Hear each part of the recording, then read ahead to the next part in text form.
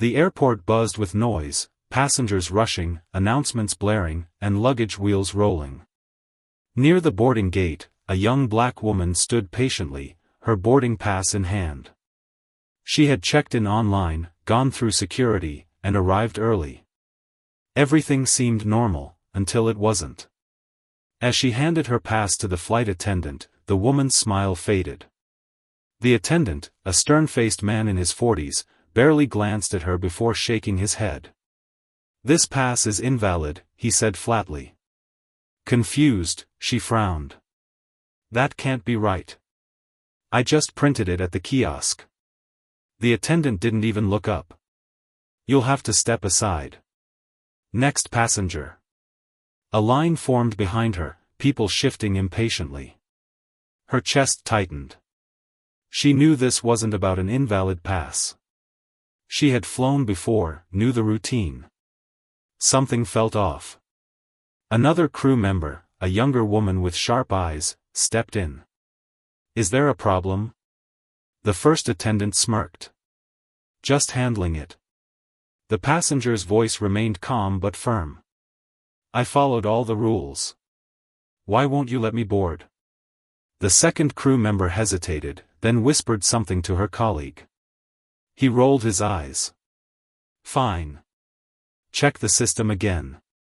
A quick scan later, the younger attendant's face paled. "Her pass is valid. Everything's in order." The first attendant clenched his jaw. Must be a system error. By now, other passengers were watching. Murmurs spread. The young woman stood her ground. "I'd like to speak to a supervisor." The crew exchanged glances. They hadn't expected her to push back. Just then, a commanding voice cut through the tension. "What's going on here?" A tall man in a crisp airline uniform approached, senior staff, clearly someone in charge. His sharp eyes took in the scene. The younger attendant straightened up. "Sir, this passenger." The supervisor didn't wait. He took the boarding pass, scanned it, then turned to the first attendant. "Explain." Silence. The passenger spoke up. "I was told my pass was invalid. But it's not. I just want to board my flight." The supervisor's expression darkened. He knew exactly what was happening. And he wasn't having it. The supervisor's voice was low but firm. "You tried to deny her boarding?" The first attendant shifted on his feet. "There was an issue with the system."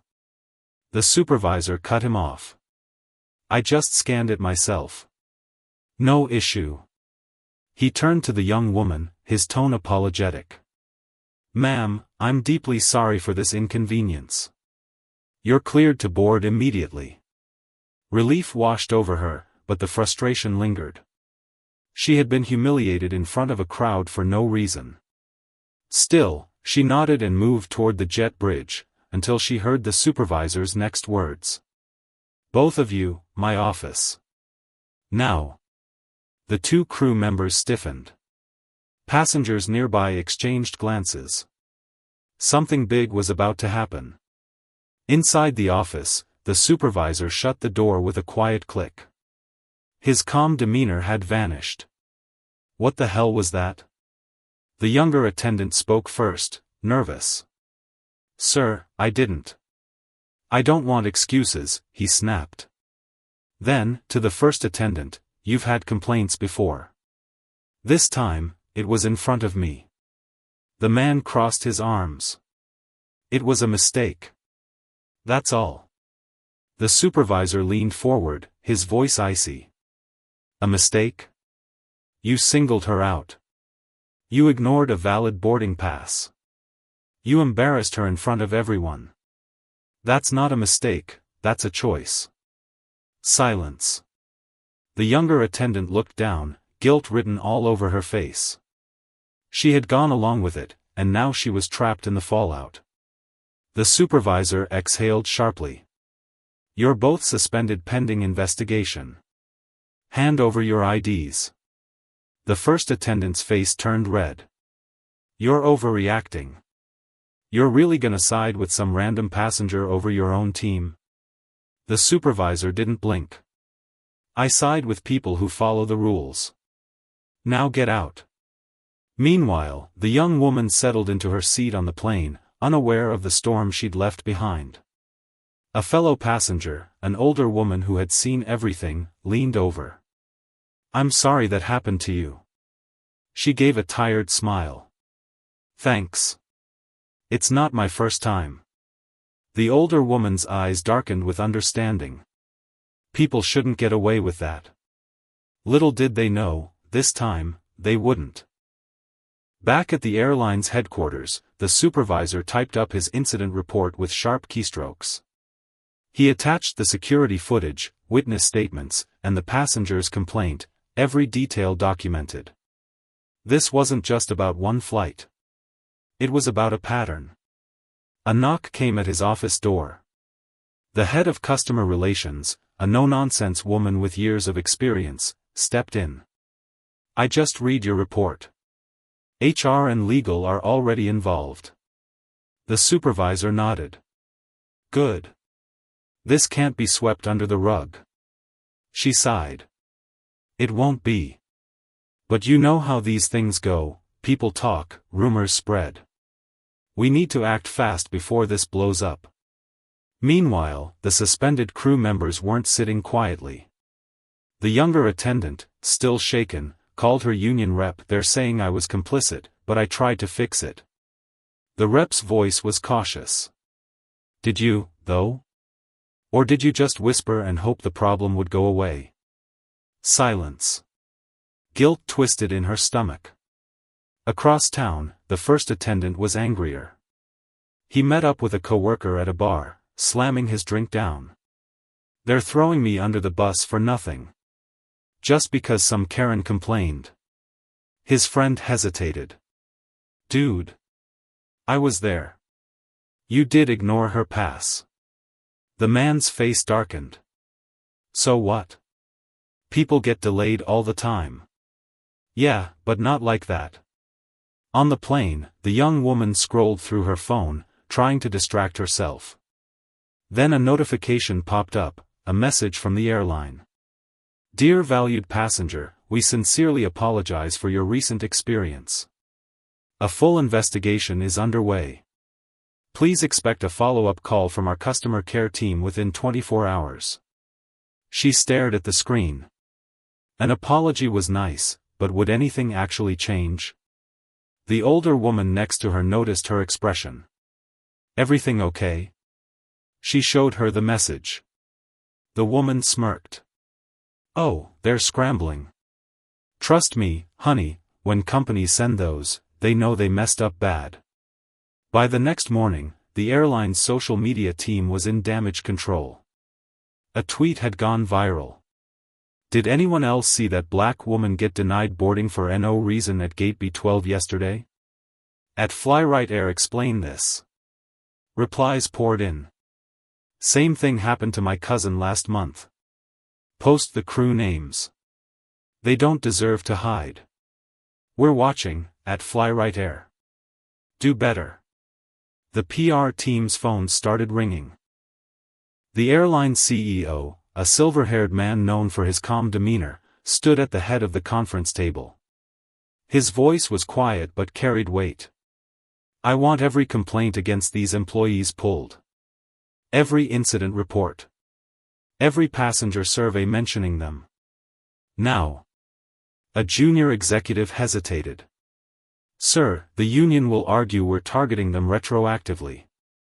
The CEO's fist hit the table. I don't care. If this was systemic, heads will roll. Meanwhile, the young woman's phone buzzed with an unknown number. Ms. ________. I'm a reporter with the Daily Chronicle. We're investigating discrimination complaints against Flyright Airlines. Would you be willing to speak on the record? She exhaled slowly. Going public meant scrutiny. But staying silent meant nothing changed. I'll talk, she said. But not just about me. About how often this happens to people who look like me. The reporter's pen was already moving. That's exactly the story we want to tell. At the union office, the first attendant's bravado was crumbling. His rep slid a folder across the table. They found 3 prior write-ups for similar behavior. One passenger even sued, settled out of court. His face went pale. Those were misunderstandings. The union rep leaned back. Then explain why your coworker just flipped. She's giving HR everything, said you targeted non-white passengers for attitude checks. The man's mouth opened, but no words came out. By lunchtime, the airline's Twitter account posted. Flyright Airlines has zero tolerance for discrimination. The employees involved have been terminated effective immediately. We're implementing mandatory bias training for all customer-facing staff. The internet exploded. Comments ranged from "too little too late" to "good start, now pay reparations to every passenger they harassed." One reply cut deepest: "How many people suffered before you finally listened?" The fired attendant sat in his parked car outside the union office, gripping his phone as it buzzed with notifications. Social media had unearthed his past: an old Facebook post with racist jokes, a since-deleted tweet complaining about entitled minority passengers. His hands shook as a new message popped up. "Recognize this guy? My brother filmed him harassing a Muslim family last year. At Flyright Air knew and did nothing." The attached video showed him loudly demanding extra ID from a woman in a hijab while her children cried. The date stamp proved it was after his first written warning. His phone rang, his wife. He let it go to voicemail. Meanwhile, the young woman sat across from the airline's VP of Customer Experience in a sleek corporate office. The woman slid a document across the glass table.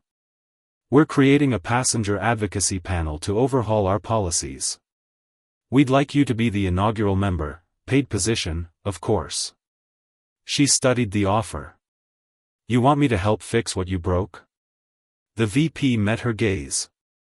"We want someone who won't let us off easy." A beat passed.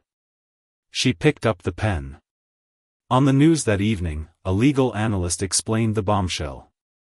Flyright's termination holds up because the employee violated multiple prior corrective actions. But the bigger story? Whistleblowers confirm this wasn't one bad apple. Ground crews at 3 major hubs had unofficial quotas for random, secondary screenings targeting minorities. The anchor's eyebrows rose. Quotas? Exactly. And internal emails show managers knew. In a quiet apartment, the young woman watched the segment with her mother, who squeezed her hand.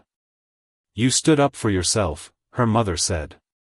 "Now you're standing up for thousands." She looked at the signed contract on the coffee table. The real work was just beginning. The leaked internal documents hit the internet at 9:03 a.m. on a Tuesday. Flyright Airlines, internal memo instructs gate agents to discreetly recheck passengers fitting high-risk profiles, defined as non-revenue travelers, unaccompanied minorities, and non-English speakers.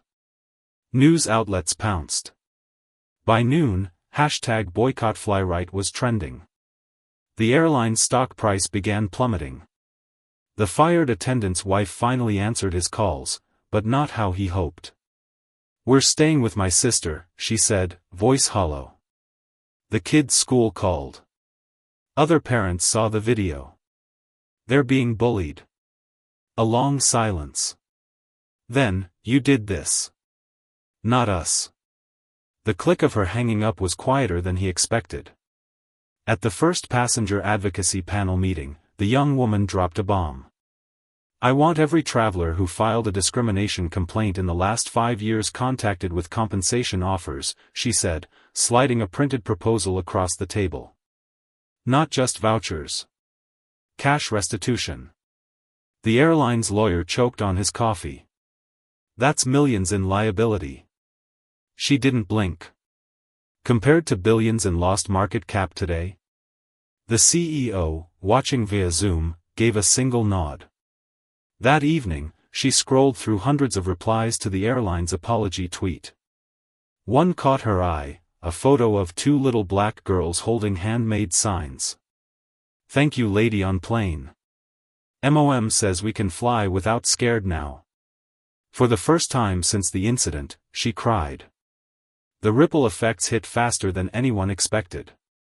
By week's end, 3 major airlines announced overhauls to their boarding protocols. A congressional subcommittee launched an investigation into racial profiling in air travel. And the young woman found herself staring at an embossed invitation. The National Travel Equity Coalition requests your presence as keynote speaker at our annual summit.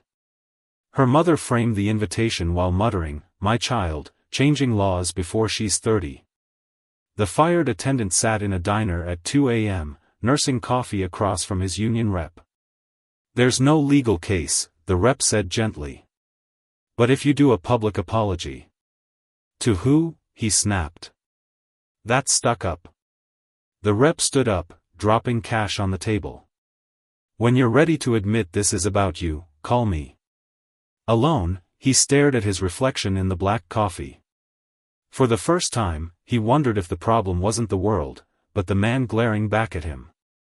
At the airline's headquarters, the young woman stood before a wall-sized screen displaying new policies. Mandatory passenger bias reporting. Diverse hiring for customer-facing roles. Quarterly civil rights audits. The CEO handed her a pen. "You should be the one to sign the implementation order." As she did, someone snapped a photo. It would later win a Pulitzer. On her way home, she passed a newsstand. The headline blared.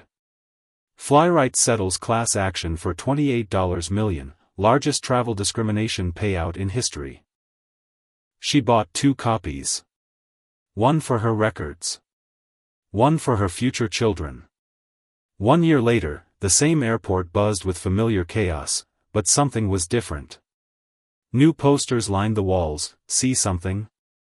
Say something, report discrimination anonymously," with a toll-free number.